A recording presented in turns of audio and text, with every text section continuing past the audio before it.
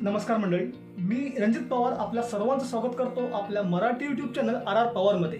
आज पुन्हा एकदा एक नवीन विषय घेऊन आपण हा व्हिडिओ बनवत आहोत। अनेकदा असं होते की आपण मेडिक्लेम पॉलिसी घेतो, का घेतो तर हॉस्पिटलायझेशनचे खर्च आपल्याला मिळावेत म्हणून। पण ज्यावेळी हॉस्पिटलायझेशनची वेळ येते, आपण हॉस्पिटलमध्ये ॲडमिट होतो आणि त्यानंतर ज्यावेळी आपण कंपनीकडे क्लेम मागतो, तो क्लेम रिजेक्ट केला जातो। हे असं का होते, तो क्लेम रिजेक्ट का होतो, क्लेम रिजेक्ट होण्यामागची मुख्य कारणं का आहेत, ती आपण ह्या व्हिडिओमध्ये बघण्याचा प्रयत्न करणार आहोत। ती कारणं आपण या व्हिडिओमध्ये समजून घेण्याचा प्रयत्न करणार आहोत। अनेकदा असं होतं की एजंट आपल्याकडे येतो, आपल्याला एखादी पॉलिसी विकतो, त्या पॉलिसीचे फायदे सांगतो। त्या पॉलिसीमध्ये आपल्याला 24 तास जर ॲडमिट झालो, 24 तासापेक्षा जास्त जर ॲडमिट झालो तर आपल्याला मेडिक्लेम मिळेल हे सांगतो। पण त्यामागील हिडन ज्या गोष्टी आहेत, टर्म्स अँड कंडिशन आहेत, ते तो कधी सांगत नाही। आणि त्यामुळे प्रॉब्लेम होतो की अनेकदा असं होते की आपण ॲडमिट होतो, मेडिक्लेम कंपनीकडे क्लेम करतो आणि आपला क्लेम रिजेक्ट केला जातो। त्यामुळे ॲडमिट होण्याआधी किंवा क्लेम करण्याआधी exactly conditions, terms and conditions काय आहेत ज्यामुळे तुमचा क्लेम रिजेक्ट होऊ शकतो, हे जाणून घेणे अत्यंत महत्त्वाचं आहे। आपण या व्हिडिओमध्ये 3 मुख्य कारण बघणार आहोत, ज्या कारणामुळे मेडिक्लेम कंपनी तुमचा क्लेम रिजेक्ट करते। तर त्यातलं सर्वात पहिलं आणि मुख्य कारण ज्यामुळे मॅक्झिमम जास्तीत जास्त क्लेम रिजेक्ट केले जातात, ते म्हणजे तुम्हाला कोणताही आजार नसताना फक्त आणि फक्त रिपोर्ट काढण्यासाठी तुम्ही हॉस्पिटलमध्ये ॲडमिट झाला। अनेकदा असं होते की तुम्ही डॉक्टरकडे गेलात, डॉक्टर तुम्हाला सांगतो की रिपोर्ट हे काढायचे आहेत, तुम्हाला हा आजार असण्याची शक्यता आहे, तर तुम्ही हे रिपोर्ट काढून आम्हाला दाखवा। तुम्ही विचार करता की माझा मेडिक्लेम तर आहेतच, तर आपण ॲडमिट होऊया, 24 तासापेक्षा जास्त ॲडमिट होणे, सर्व रिपोर्ट काढूया आणि त्या रिपोर्टचे सगळे पैसे आपण कंपनीकडून घेऊया, म्हणजेच आपण मेडिक्लेममध्ये हे रिपोर्ट काढून घेऊया। पण जर तुम्ही जी मेडिक्लेम पॉलिसी घेतली आहे, त्या मेडिक्लेम पॉलिसीचे टर्म्स अँड कंडिशन नीट वाचलेत, तर त्यामध्ये स्पष्टपणे मेन्शन केलेलं आहे, स्पष्टपणे नमूद केलेलं आहे की जर तुम्ही रिपोर्ट काढण्यासाठी फक्त ॲडमिट होत असाल तर तुम्हाला कोणत्याही प्रकारचा क्लेम मिळणार नाही।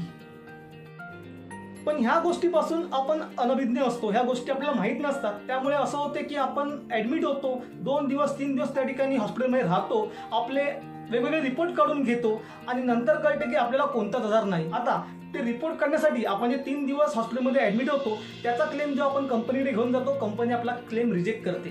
का? कारण तुम्ही ॲडमिट झालात, तुम्ही रिपोर्ट काढलेत, पण तुमच्या रिपोर्टमध्ये काहीच नाही आलं। कंपनी अशा कंडिशनमध्ये तुम्हाला मेडिक्लेममध्ये क्लेम देणार नाही, तुमचा क्लेम हा रिजेक्ट होईल आणि त्यात तुम्ही काहीही करू शकत नाही। मग अशा वेळी काय करावं हे समजून घ्या की मेडिक्लेम हा तुम्हाला आजारपणामुळे जर तुम्ही ॲडमिट झालात, जर तुम्हाला एखादा आजार झालेला असेल आणि तुम्ही ॲडमिट झालेला आहात आणि तुम्हाला ॲडमिट होण्याची गरज होती, तर आणि त्याच वेळी फक्त तुम्हाला मेडिक्लेम कंपनी क्लेम देते। मग अशा वेळी शक्यतो रिपोर्ट काढण्यासाठी ॲडमिट होणं टाळावं, जेणेकरून आपल्या रिपोर्टचा खर्च लागतोच, पण त्याचबरोबर 2 दिवस 3 दिवस जे तुमचे दिवस फुकट गेले हॉस्पिटलमध्ये ॲडमिट होऊन, त्याचबरोबर हॉस्पिटलचा खर्च हा देखील आपला जातो। आता दुसरी गोष्ट ज्यामुळे क्लेम रिजेक्ट होऊ शकतात किंवा अनेक क्लेम रिजेक्ट होतात, ज्यावेळी तुम्ही एक नवीन पॉलिसी मेडिक्लेम पॉलिसी घेता, त्या मेडिक्लेम पॉलिसीमध्ये वेटिंग पिरियड असतात, initial waiting period, specific waiting period आणि PED, प्री एक्झिस्टिंग डिसीजचा waiting period. Initial waiting period हा 30 दिवसाचा असतो।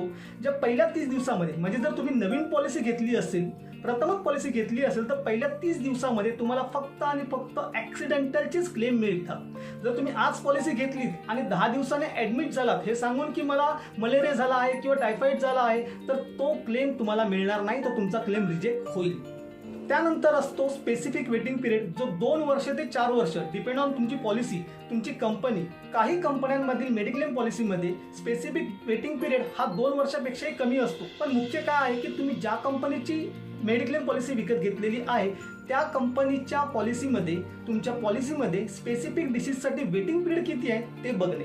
स्पेसिफिक डिसीजमध्ये येणारे जर आपण आजार बघितले, तर त्यातले काही आजार तुम्हाला सांगतो, हार्निया आहे, गुडघ्याशी संबंधित, आपल्या हाडाशी संबंधित जे आजार असतात ते आहे, ENT आहे, थायरॉइडशी संबंधित आजार, त्याचबरोबर ट्युमरसारखे आजार, हे आजार स्पेसिफिक पिरियडमध्ये कव्हर होत नाही। तुम्ही जी पॉलिसी घेतलेली आहे त्या पॉलिसीचा स्पेसिफिक पिरियड संपल्यानंतरच हे सगळे आजार कव्हर होतात। त्यामुळे एक गोष्ट लक्षात घेणं खूप गरजेचं आहे की तुमच्या पॉलिसीचा स्पेसिफिक वेटिंग पिरियड चालू आहे, तो अजून संपलेला नाही। तर स्पेसिफिक वेटिंग पिरियडमध्ये स्पेसिफिक डिसीजचा जर तुम्ही क्लेम केला, जर ॲडमिट होऊन हॉस्पिटलमध्ये ॲडमिट होऊन जर तुम्ही स्पेसिफिक डिसीजसाठी क्लेम केला तर तो क्लेम तुमचा रिजेक्ट होऊ शकतो. आता आपल्या पॉलिसीमध्ये स्पेसिफिक डिसीजचा वेटिंग पिरियड आहे तो प्रत्येक कंपनीच्या पॉलिसीमध्ये असतो, त्या आपल्या हातात नाही. मग अशा वेळी जर तुम्हाला त्या प्रकारचा आजार असेल की त्या प्रकारचा आजार त्या स्पेसिफिक वेटिंग पिरियडमध्ये झाला तर त्यासाठी जो काही खर्च येईल तो आपल्याला आपल्याच खिशातून घालावा लागतो. त्यासाठी तुम्हाला मेडिक्लेम कंपनी कोणताही क्लेम देत नाही. आता तिसरा वेटिंग पिरियड आहे तो पीईडी वेटिंग पिरियड.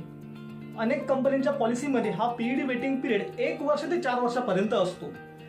ज्यावेळी तुम्ही नवीन पॉलिसी घेता त्यावेळी पीईडी म्हणजेच प्री एक्झिस्टिंग डिसीज म्हणजेच तुम्हाला पॉलिसी घेताना असलेले आजार किंवा पॉलिसी घेण्याच्या आधी असलेले झालेले आजार हे तुम्हाला त्या ठिकाणी डिक्लेअर करावे लागतात. मग त्या आजारासाठी कंपनी तुम्हाला वेटिंग पिरियड ठरवून देते. हा वेटिंग पिरियड कंपनीच्या पॉलिसीप्रमाणे वेगवेगळा असतो. अशा वेळी त्या पीईडीचा वेटिंग पिरियड संपेपर्यंत तुम्ही जे आजार पीईडी म्हणजेच प्री एक्झिस्टिंग डिसीज म्हणून डिक्लेअर केलेले आहेत त्या आजाराचा क्लेम मिळत नाही. त्या आजाराचा क्लेम कंपनी रिजेक्ट करते. मला वाटते तुम्हाला आता पहिली 2 कारणं नीट समजली असतील. आपलं पहिलं कारण काय होतं की तुम्ही आजार नसताना फक्त आणि फक्त रिपोर्ट काढण्यासाठी हॉस्पिटलमध्ये ॲडमिट झाला तर तुम्हाला कंपनी क्लेम देत नाही. दुसरं कारण होतं की जर तुम्ही स्पेसिफिक वेटिंग पिरियड किंवा पीईडी वेटिंग पिरियड किंवा इनिशियल वेटिंग पिरियड या कोणत्याही वेटिंग पिरियडमध्ये ॲडमिट झाला आणि त्या वेटिंग पिरियडशी संबंधित जर तो आजार असेल तर तुम्हाला कंपनी क्लेम देत नाही. तुमचा क्लेम हा रिजेक्ट केला जातो.